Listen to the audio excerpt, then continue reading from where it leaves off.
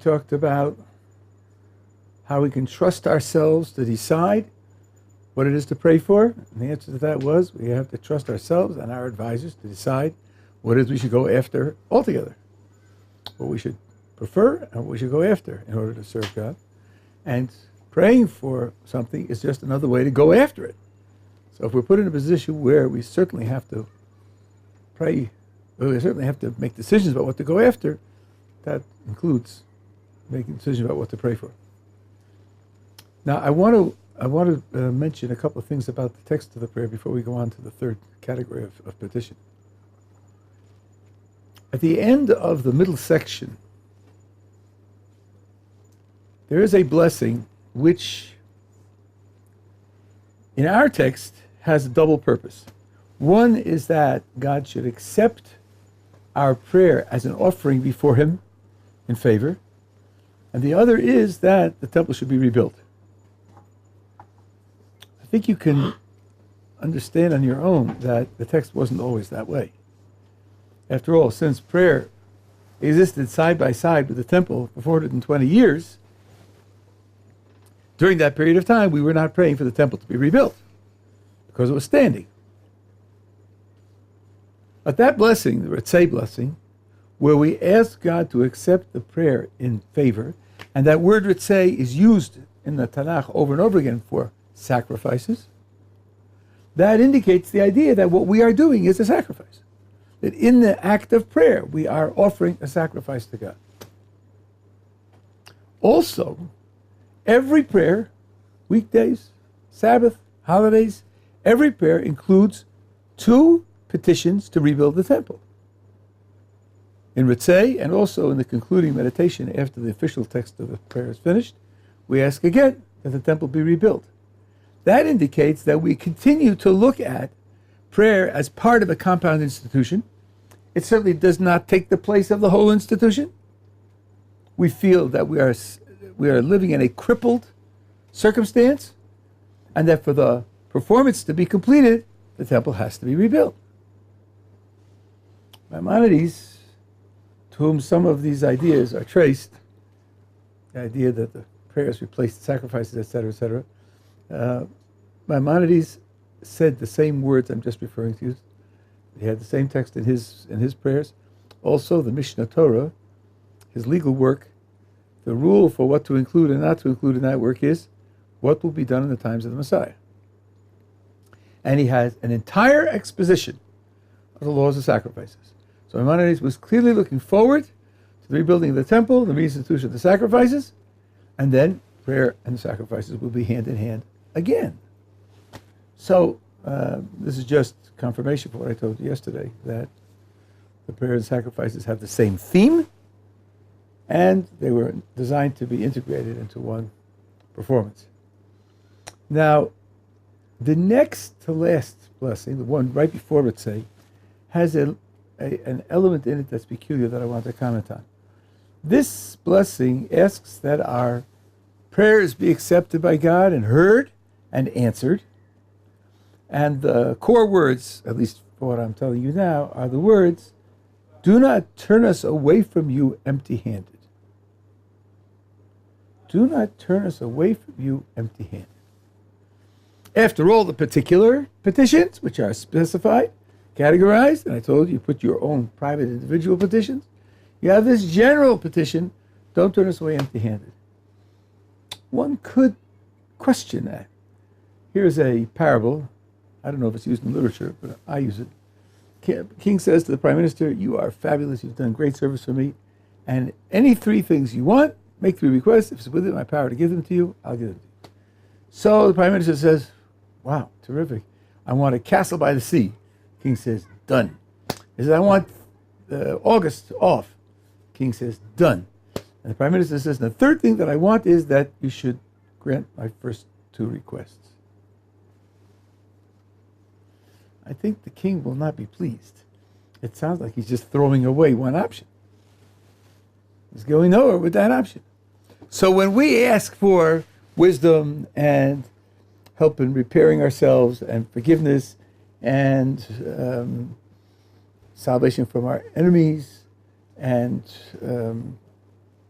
health and prosperity, which are all private and local petitions, and then petitions for restoring the people to the land of Israel, and our leaders and all the rest of it are coming to the Messiah. And then we say, and don't turn us away empty-handed, which sounds like, and give us the things we already asked for. Sounds like it's just wasted. It's just extra. Let's suppose you need something, but what you need doesn't fit under any of the specific categories in the previous ones. Where are you going to put your individual petition? How will you insert it into the prayers if it doesn't fit under any of the specific ones in the previous prayers? In the previous prayers, the sense of the individual petition is this. The Jewish people needs X, I'm also a Jew, and I'm asking for X on my own behalf. I start by asking for the Jewish people as a whole, and then I put myself in. But if there's nothing that, in particular, they need, which corresponds to my need, where can I put it in? And that's where it's put in. It's put in that last prayer, which is non-specific. So that would be a use of it. But I can't believe that that's the whole purpose of the prayer. That's just once the prayer is there, so then it's useful for that application. I think the prayer's function, at least one function, is this. I want you to imagine the following scenario. You need $100. So you go to a good friend and you say, listen, I need a favor from you. I need $100. And your friend says, N-O spells no. Absolutely not. And you walk out and you get to the street, the public area. Lo and behold, what do you find on the street? But $100 bill. $100, just what you need. They pick it up and put it in your pocket, which is okay according to Jewish law. Is anything wrong now? Is everything okay now? You have your $100. What about your friendship? Your friend said no. How about that? That's not okay. Don't you worry now about your friendship? I thought for sure he would say yes. He said no. In every request, there are at least two different dimensions. If I ask for X, it's because I need X. In our case, I need X to be able to serve God better. I need X. But also, I need confirmation of my relationship with my friend. I need to know that he still cares about me, that he's interested in me. So we go through a list of particular petitions, and as I told you, prepare for the angel to say, why do you want that? I'll be able to say, I want it because I'll be able to serve you better.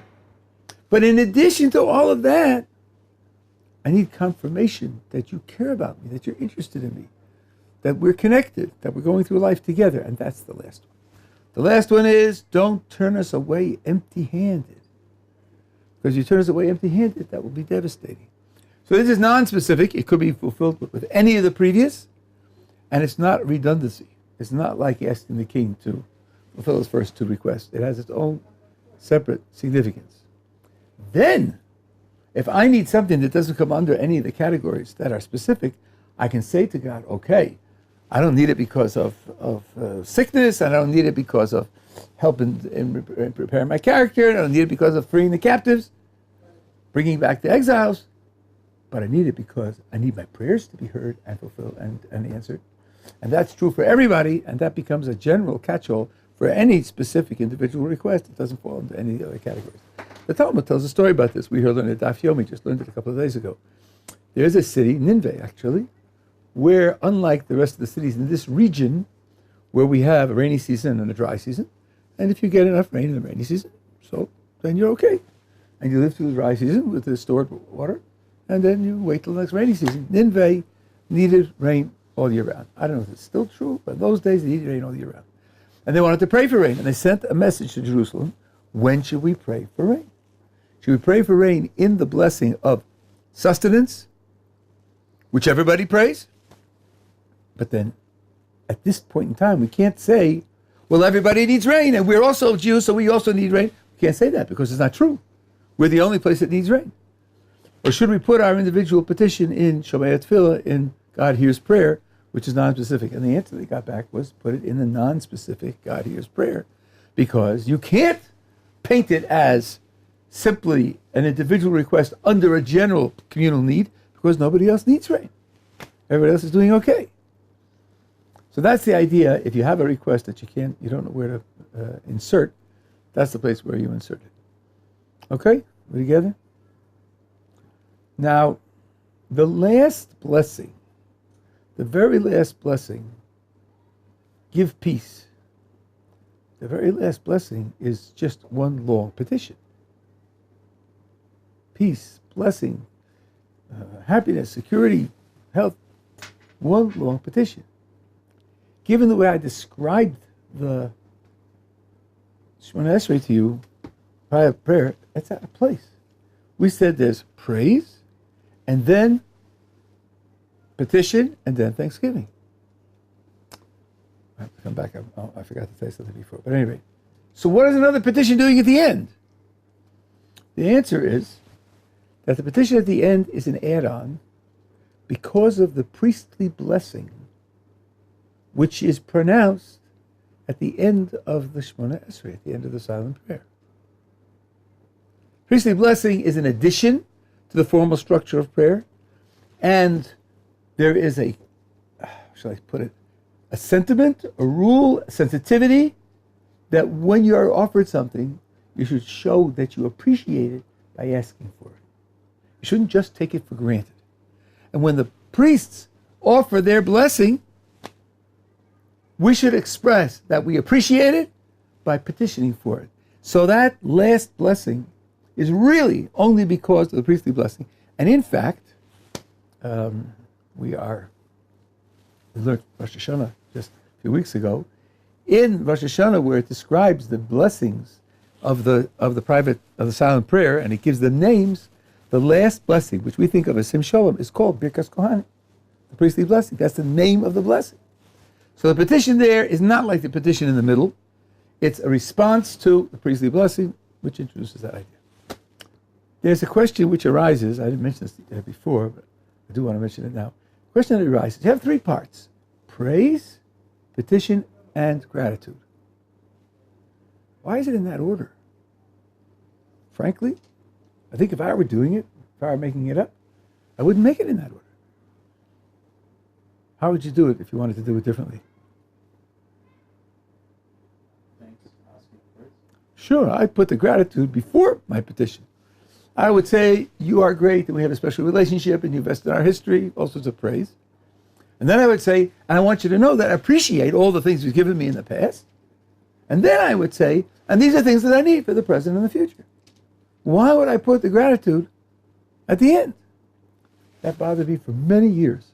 Shouldn't have bothered me, because the answer is the Tractate Brachos. I had learned Tractate Brachos, but as often happens, you have one thing in this part of your mind, another thing in that part of your mind, and they don't connect. I found sources in much later commentaries. This time, when I'm going through the Daf Yomi, the daily folio of the Talmud, I realized that it's a statement in the Talmud in Brachos. When you ask for something in prayer, if you ask sincerely, the answer is always yes. It is always yes. Every sincere prayer is answered yes. Only, it might not be answered right away. It might not be answered yes in exactly the way that you asked for it. It might be some sort of equivalent. It might be answered for your children or grandchildren. But no prayer goes to waste. No prayer is simply deflected, turned aside, and disregarded. There is no such thing. So, what's happening is this. You go through the petitions. You're given a guarantee that the answer is always going to be yes. And then you say thank you for answering the prayers you just uttered. You're not saying thank you for what happened last month, or alone, what happened last month and last year and all the rest.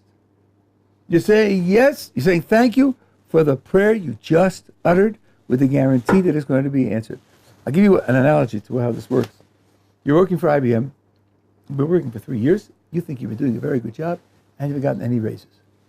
So you say to your supervisor, look, I hate to bring this up, but take a look. Take a look at my work record. Take a look at what I've accomplished. Take a look at my advancement. And ask your managers whether you think I deserve a raise. Okay, he says, I'll take a look. He takes a look, comes back 2 weeks later. I've consulted with the management, and yes, we agree with you. You do deserve a raise. It's now July. You do deserve a raise. As of January 1st, you'll have a 10% raise. Do you say thank you now, in July? I think you do. I think you do. They're committing themselves that in January you're going to get a 10% raise. Either raise will only be in 6 months, so what? The commitment is now. So the gratitude that's expressed at the end of the silent prayer is gratitude for the fact that I now just went through a set of requests and we are guaranteed that they will be answered positively whenever and however, but an investment has been made in the future, and that investment will definitely pay dividends. Are we together? Okay. Now, we had 2 levels of petition. There's a 3rd level. This level is very exalted. I don't know how many people can aspire to it. Maybe ordinary people have it come to them from time to time, occasionally. But for the sake of understanding how prayers works, I think it would be important to understand it. I want to give 2 introductions to it, and then I'll work on it in the context of prayer itself. Nefesh HaChaim, one of the great philosophical works of the last 200 years, asks, what does it mean to fear sin? What is real, essential fear of sin? And he goes at it piecemeal. Does it mean fearing punishment? No. Punishment is a reality, and one should fear punishment, but that's not real fear of sin. That's too superficial. Is it fearing, disturbing my relationship with God, distancing myself with God? He says, no. That also is true. It's true, but that's not the essential fear of sin. Is it blemishing my soul? That's also true. A sin carries a blemish to the soul. That also is not real fear of sin. Real fear of sin, he says, is to know that when you perform a transgression, God feels pain. It hurts God when you perform a transgression. And real fear of sin is to say, I can't do that. I can't do that. I imagine the pain that God feels, and I can't do that. And I think, now I'm trying to think whether it's he or someone else who says, and maybe it is he, that the worst pain is when God has to punish you. If you sin to the point where he has to punish you, that's the worst pain that a human being can visit upon God. You will discover this when you have children. It's sometimes very difficult to punish your children. You love them, you identify with their pain and anguish when you punish them and so forth and so on. That's very difficult to do. But that's real fear of sin. Real fear of sin is to be so involved with the effect on God that you can't bring yourself to do it. Let me give you a trivial analogy as to how this kind of involvement works.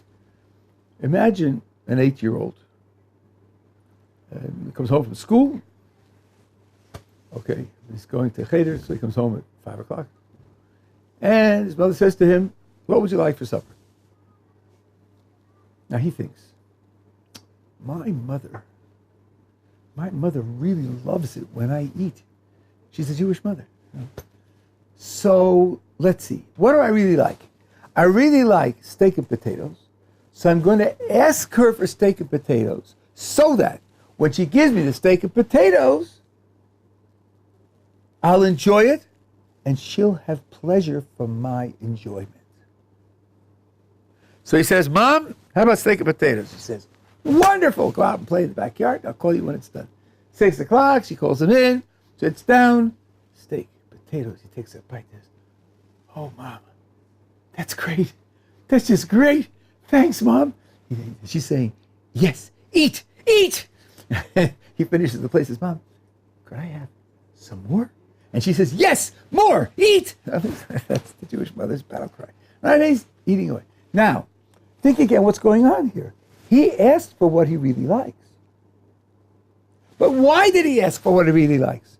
Because he knows that if he gets what he really likes and he really enjoys it, his mother will have pleasure from his enjoying it. So the reason he asks for what he really likes is because he wants to give his mother pleasure. Similarly, for fear of sin, a person is afraid of sin because he knows it causes pain to God and he Can't do that. Here's a vivid image of it. Imagine that you are connected electrically to an 18-month-old child, and you can observe the child, so that every bite of that McDonald's bacon cheeseburger will send a jolt of electricity through the child, and the child will scream in pain. Could you eat the cheeseburger? Not if you're normal. Yeah. How can you cause pain to an innocent child? You just can't do it.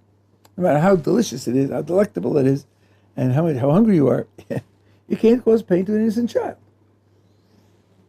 Says the Nefesh HaChaim, a person who's vividly aware of the fact that God is involved with us, cares about us, relates to us like as a father does, and when we do something self-destructive, it gives him pain. Imo anochi betzara. God says, I'm with the Jewish people when they are in pain.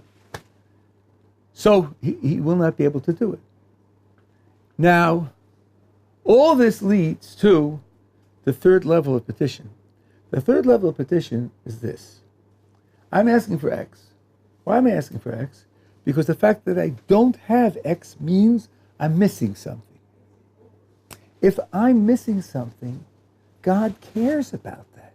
God doesn't want me to be missing anything. God wants me to be in a complete, satisfactory circumstance with all my needs met, needs to do all the things I need to do, include serving Him. Not to be missing anything. So the fact that I'm missing something means that God is going to be upset that I'm missing something. And what I say to God is, I don't want you to be upset. I don't want you to be in pain. I don't want you to be suffering because of my incomplete circumstances. Please give me what I need so as to end your pain. That's a very, very exalted level of petition. And as I say, I don't think everybody can be expected to achieve it. Certainly not to achieve it continuously. It may happen from time to time. But that's a level of such identification with God that if you ask what God's incentive is to answer it, the incentive would be enormous, because that's really the ideal circumstance that a person should be in. Now, let me run through the three of them, because I think they're on a continuum, and I think they gives a little bit more insight here. They're on a continuum. The first one, please give me the 2014 Porsche, because I like nice cars. Right? When we got married, my wife said to me, you can classify people with one question. Everyone has a picture of the world. The whole world, including oneself. And that picture has a center. Who's in the center of the picture? There are really only two choices. Either you or God. Those are the two choices. And depending upon the answer a person has, who's in the center of his picture, that's an extremely powerful, deep picture of who the person essentially is. When I asked for the 2014 Porsche, because I like good cars, I am squarely in the center of my picture. God is on the periphery, only He's very powerful. He's very powerful, He's very active, and He's the one who's giving out the cars, so I appeal to Him because that's the only way I'm going to get it. But I'm in the center of the picture, I carry all of the significance, I'm what's meaningful and valuable, and He's just a means to get what I want for myself. Even that's not nothing, because I do recognize its existence, but it's very low. The second level, where I exist only to serve Him, but my service of Him is my value. I look at my options, I look at the way the world exists, I look at its structure, and I think, what can be done? What can I do? What is worth doing? I dedicate myself to serving God because that's the greatest thing I can do.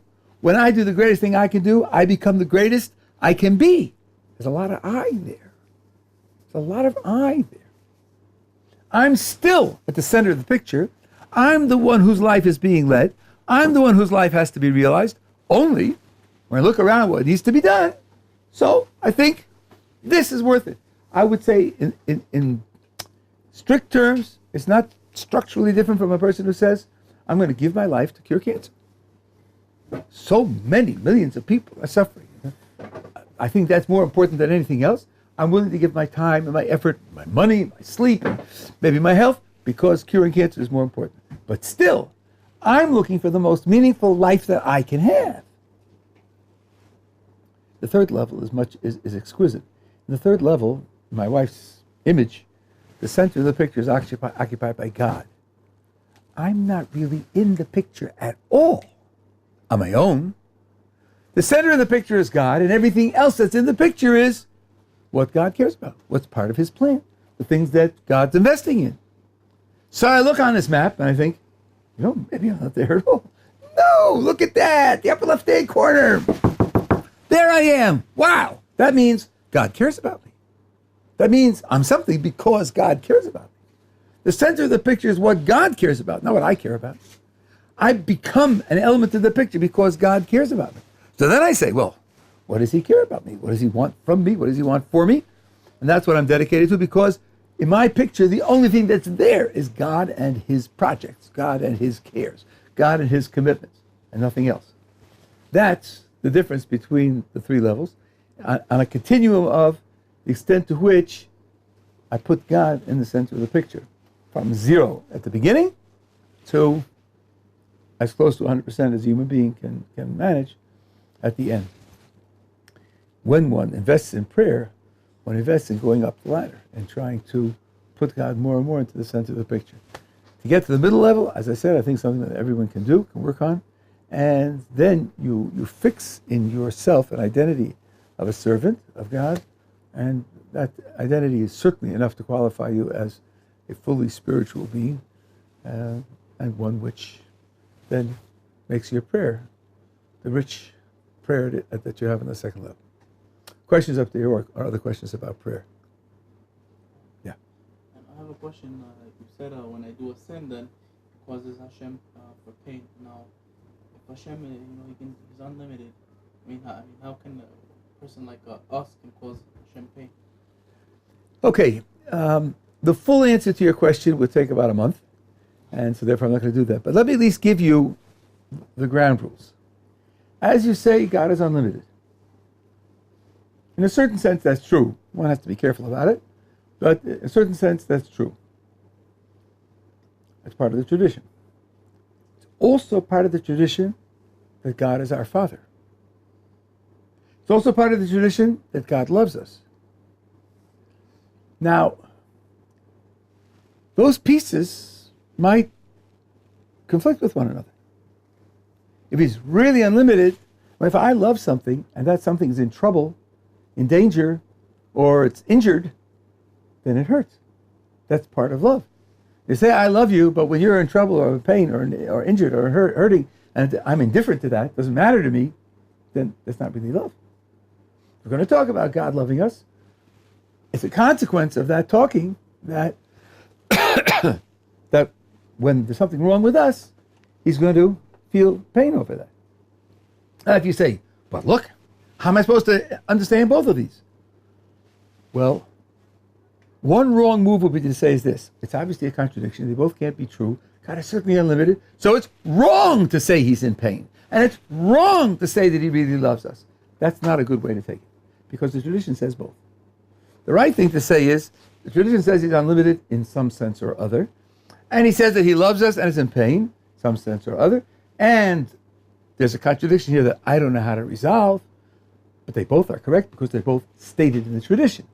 And that means I can use one half without embarrassment because it's part of the tradition. How to reconcile it with the other half? It's an interesting problem. There are some things that I could say, but before you get to that, I think you have to keep your psychological balance. I'm working on the Daf Yomi. I was coming in on the bus. There's a dialogue between two speakers.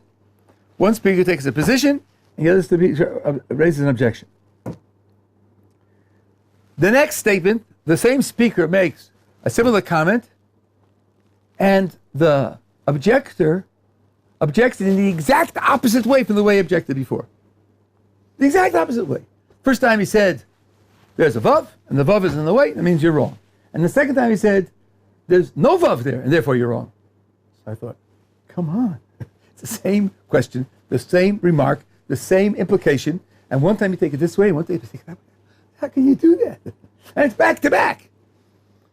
I was looking at the commentaries I had with me on the bus, which wasn't much, And I thought, there's got to be something wrong here.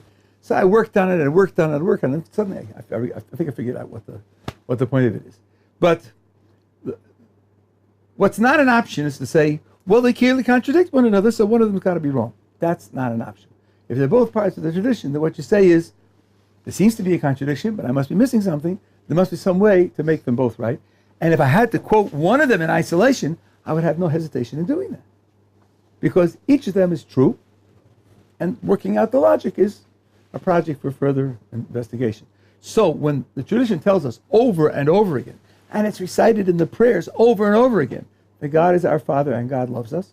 So when we're in trouble, when we are acting self-destructively, when we cause him to have to punish us, we know that that causes him pain because he loves us. He's a Father who loves us. As any father who loves us is going to suffer pain under those conditions. And how to reconcile that with the rest? Interesting question. And it can be handled, but that part one doesn't give up. Okay, we're together. All right. Now, here's a practical question about prayer: what to do about the fact that it's in Hebrew? Well, first of all, legally you have to know two things. If you recite the Hebrew syllables with no understanding, you have satisfied the mitzvah of prayer. If you know you're talking to God and you know that you're addressing God with praise and God should sustain you, that's enough. If you don't understand any of the words, you've satisfied the legal requirement of prayer. Also, if you pray only in English, you have satisfied the legal requirement of prayer. Either way, you're okay as far as the laws are concerned. But unless you are very, very special, just reciting the Hebrew without understanding it is not an option. There's nothing going on there. There's nothing going on in your heart. Nothing going on in your mind. There's no expression of a relationship of where you are in life. It's just too empty of experienced content to sustain. So I have a suggestion. Number one, you should pray in English. But make the transition to Hebrew in the following way. Take your siddur, take the top line in Hebrew, take a pencil and write over the words the meanings in English. Yes, you are allowed to write in your siddur, no problem. And the first line, say in Hebrew, looking at the translations as you do. Then go back to the English. After a while, a couple of days, erase what you've written on the first line and do it a couple of times to see if you remember. If you do, then do it for the second line. Write over the second line in English what the translations of the words are, and do the two lines in Hebrew, and then erase the second line. The second line's writings in pencil. See if you remember the second line, and keep doing it. Inside of a few weeks, you'll be doing the whole thing in Hebrew and understanding it. That's the way to make the transition without having dead time in between, where you're not really praying in your mind. You're not experiencing prayer because it's all meaningless. Don't do that. Don't do that. Make it a gradual, piecemeal transition, and in that way you'll end up praying in Hebrew and understanding, at least on the level of one-step translation, what it is that you're saying. Step after that is to push a little more deeply into the translation and into some of the commentary of what's said about the text of the prayer. This is really endless. There are hundreds of books giving an exposition of prayer, even a sizable number in English. Let me give you just a few examples of what you can get if you push a little bit in terms of translation and context. You'll see that there's a whole vista of depth that's awaiting you, and it's something, again, which I would recommend doing very gradually. There are wonderful books, even here in the library. Take one out and tell yourself you'll do 5 minutes a day, or even 5 minutes every 2 days. 5 minutes. Pick up one idea, one little idea, and then make a mark in the siddur to remind you of that idea. And then when you have it, that idea will come up. If you do one a week, at the end of a year, you'll have 50 ideas. And some of the ideas will attach to words that repeat, and the ideas will interact with one another, so that you'll create a kind of rich appreciation for what the prayer is doing. Let's take the word shalom. You look in your Help a Friendly Dictionary, shalom is translated as peace. I think that translation is dreadfully superficial. I wouldn't say it's dead wrong, but it's dreadfully superficial. Because in English, peace is a negative concept. And in Hebrew, peace is a positive concept. In English, it is appropriate to say, the graveyard is very peaceful. It is very peaceful. It's calm, no disturbance, no heavy metal music, no rock parties, no drinking parties. It's very peaceful. You could never use the Hebrew word shalom for a graveyard. Shalom means complete, whole, integrated. Sometimes it's used, comes from shalem. Shalem sometimes it's used to mean perfect. You could never say that about a graveyard. When we say shalom to someone, we're not wishing him peace. Many gestures when you greet people are designed to connote peace. You know why I shake hands? No weapons in my hand. You see? When people use bows and arrows, if you wanted to show somebody a sign of peace, you took the bow. When you're going to shoot the bow, the curve faces you. And here's the straight string, and you pull it back like to shoot. If you want to show peace to somebody, you turn the bow around so the curve faces him. If the curve faces him, you can't shoot at him. Now let's put it in the sky. A rainbow. Imagine it's God's bow. Which way does the curve face? Faces us. That's why the rainbow is a sign of peace, says Nachmanides. Because if God were holding it, He's reversed it so the curve faces us. He can't shoot at us. Putting out your hand is signifying that you have no weapons. Prostration, which was a way of showing honor, had nothing to do with worship. Could be used for worship, but it didn't have to. Moses prostrated himself to his father-in-law when his father-in-law came out to visit him in the desert, and Moses did not worship his father-in-law. What are you doing when you prostrate yourself? The other guy can knife you in the back. You're hopeless. You're helpless. He has complete control over you. That's saying, I trust you.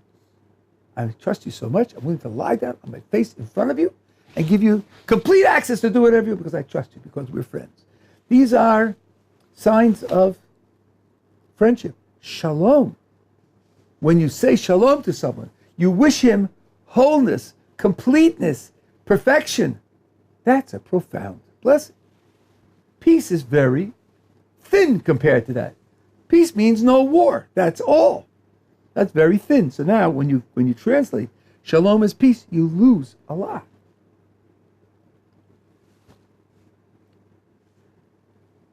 When you hear the priestly blessing and the last word is shalom, God should give you shalom, and you think, I wish we weren't fighting with the Arabs.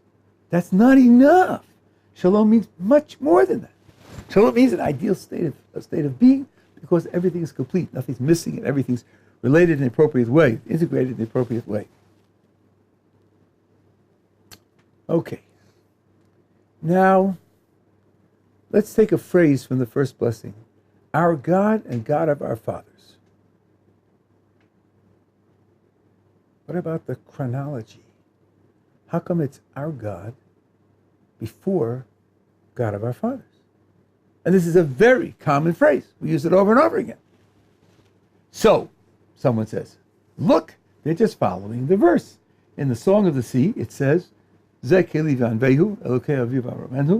is my God, and I will exalt him, God of my father, and I will glorify him. So it puts my God before God of my father. Okay, why did the Torah do that? That shouldn't stop the line of questioning. Why did the Torah do that? Why did it do it out of chronological order? One reason is this. I pledge allegiance to God. Why do I do that? Why do I do that? If I said God is the God of my fathers and my God, it could be just a historical holdover. This is what my parents committed themselves to, and I'm their child, and I'm carrying on their commitment. I don't want it to be that way. Let me give you an analogy. In feudal times, there were people called serfs. There was a local lord, little L. He controlled the area. He also had his own militia, his own little private army. And there were farmers who worked for him. He promised them protection from roving gangs, And they paid him a portion of his crop. Sometimes it was just extortion, and sometimes the local lord actually protected them and used some of the money that he got from them to pay his soldiers so that they would be protected, and was otherwise kind and fair to them. Not always was it vicious and brutal. Now imagine a fellow is trying to be a free farmer. There were free farmers who weren't part of these feudal conglomerates. And he's not making it because the roving gangs are stealing him blind. So he goes to the local lord and he says, listen, I can't do this. I can't keep on like this. I'm not making it. You're offering protection. I'm volunteering to become a serf. And the local lord says, okay, I have certain lands that aren't being used at the present time. Take those lands. You work them, pay me a third of your crop, and I'll give you protection, and you'll be my serf. And let's suppose he does it. And the Lord is faithful to his part of the bargain, and generally just and kind and humanitarian. And the fellow's doing well. He's doing well, and he's happy. Now he gives birth to a son. According to feudal law, the child of a serf is a serf by law. He doesn't get to choose. He's born into it. Born into it. Grows up, starts working as a farmer. One day, when the child grows up, he's 22, he requests to speak to the Lord. And the Lord brings him in. He says, listen, I want you to know something. My father is your serf. He volunteered to be your serf. And I, by law, am also a serf because I'm the child of a serf. I want you to know that if I were like my father, if I had been independent, I also would have come and pledged allegiance to you. I appreciate the way you deal with us. I appreciate your protection. I think you're giving us a fair deal. I want you to know that I would make my own independent commitment to you because I believe in what you're doing. You won't get that automatically if you're just a child of a serf. It could be you're just there because of your father's commitment, and that's the way the law goes. We don't want to create the impression in the Shemona Esrei that we are related to God only because of the commitments of our ancestors. We want to say in the Shemona Esrei that I'm pledging allegiance because of my own commitment. So we say, God is our God and the God of our fathers. Of course, my commitment is related to my parents' commitment. My parents created the original connection.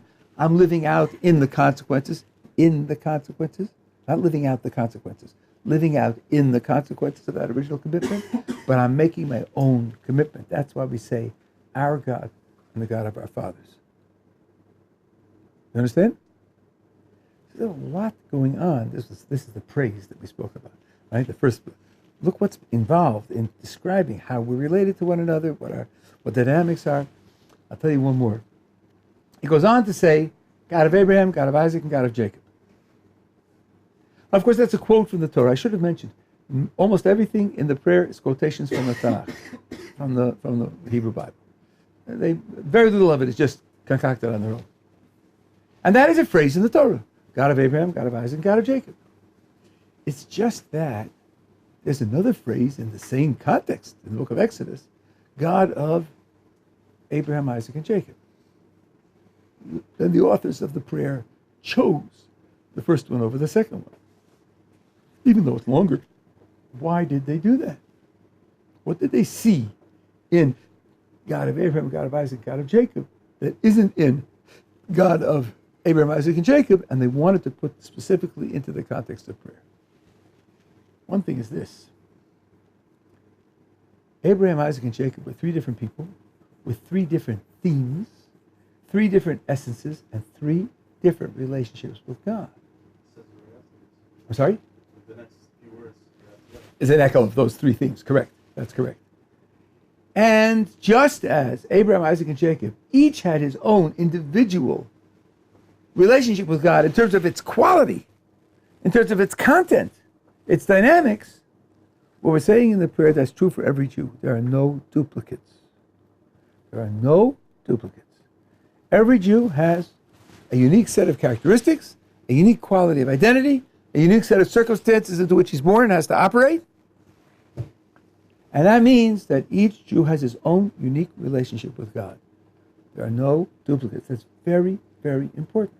Because often, when you are growing up or when you're living your life, there are people in your environment who are very impressive.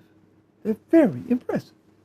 Very noble, very exalted, very subtle. And sometimes you think, boy, if I could just be like one of them, or be more like one of them, and model yourself on that other person because he's so impressive, you have to know there are limits to that. Because in the end, you have to be you. A better perspective would be, this is what I am. These are my strengths and weaknesses. This is the shape of my personality and my direction. Can I get help from that exalted person in pursuing my development? Not to develop like him and be like him, only except when being like him in some respect will contribute to my development. But to have a healthy sense of your own individuality, your own uniqueness, and to use other people's performance as means by which you can develop your own. Reminded of something else my wife taught me. My wife has a degree in social work. She said, people who go into the helping professions, either you're talented already or don't go in. Schools will not teach you how to be a good social worker or a good teacher or a good psychologist, or it won't do that. If you're already talented, if you're already functioning that way, then these courses can teach you techniques that you can use, also techniques that you can't use. You have to select. There's a name for it. It's called the Eclectic Approach. Eclectic means I know what I can do. I know where my strengths are. I know where my talents are. And I'm looking for tools to use within my strengths and my talents. And that you can pick up. It's that attitude that I think one has to have towards inspiration from others. I have to have a sense of where I'm going, and then ask what means can be used to enable me to help to develop the direction in which I have to develop. At any rate, that is the sense of that phrase in the prayer.